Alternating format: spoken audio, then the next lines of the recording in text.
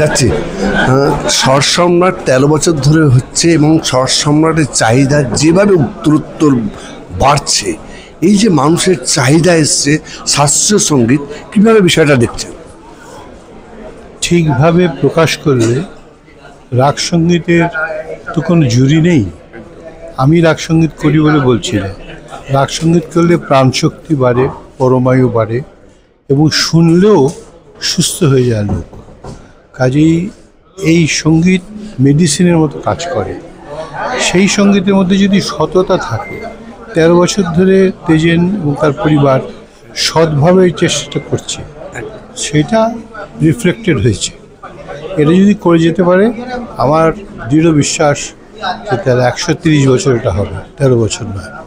আমি শুধু একটা বলবো যে নতুন প্রজন্ম কিন্তু অনেক অনেক আগ্রহ দেখাচ্ছে এইখানে। দেখাবে তো নতুন প্রজন্ম, যারা নতুন প্রজন্ম তাদের বুদ্ধি যথেষ্ট আমাদের থেকে বেশি।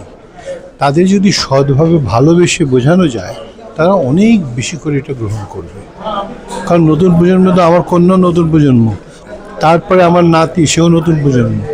ওরা তো এর মধ্যেই আছে, 16 আনা এটার মধ্যেই আছে।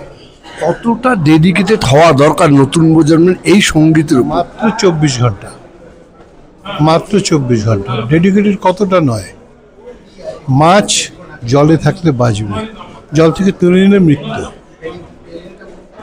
ধন্যবাদ।